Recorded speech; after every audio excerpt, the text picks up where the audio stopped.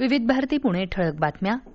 मुख्यमंत्री देवेंद्र फडणवीस यांच्या उपस्थितीत मुंबईत आज दुपारी 12 वाजता राज्य मंत्रिमंडळाची तर 1 वाजता मंत्रालय सुरक्षा आढावा बैठक आयोजित करण्यात आली असून यावेळी येत्या 100 दिवसांमधील कामाचा आराखडा देखील सादर केला जाणार आहे.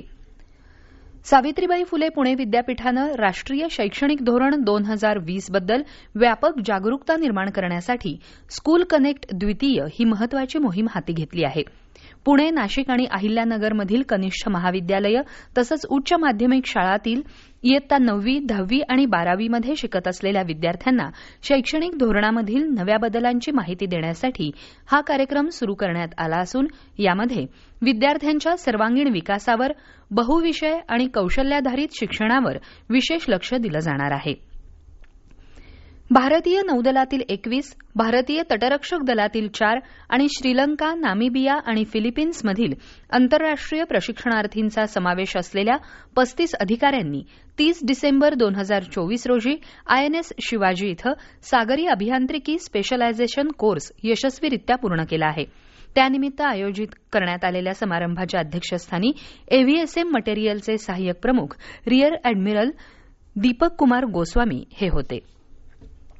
उत्तम बंडू तुपे यांचं साहित्य हे भारतीय समाजाची आणि संस्कृतीची चिकित्सा करून नवी वाट दाखवणारं आहे असे गौरवोद्गार मातंग साहित्य परिषदेचे संस्थापक अध्यक्ष डॉ धनंजय भिसे यांनी काढले. ज्येष्ठ साहित्यिक झुलवाकार उत्तम बंडू तुपे यांच्या जयंतीनिमित्त आयोजित कार्यक्रमात ते बोलत होते.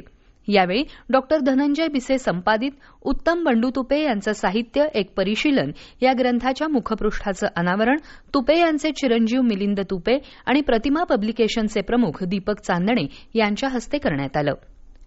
ओडिशामधील भुवनेश्वर इथं कलिंगा इन्स्टिट्यूट ऑफ सोशल सायन्सतर्फे 26 ते 30 डिसेंबर 2024 दरम्यान पार पडलेल्या अखिल भारतीय आंतर विद्यापीठ अथलेटिक्स स्पर्धेमध्ये मुंबई विद्यापीठानं मुलींच्या गटामध्ये 100 मीटर अडथळा शर्यत आणि मुलांच्या गटामध्ये 200 मीटर धावणे या क्रीडा प्रकारामध्ये रौप्य पदक पटकावलं.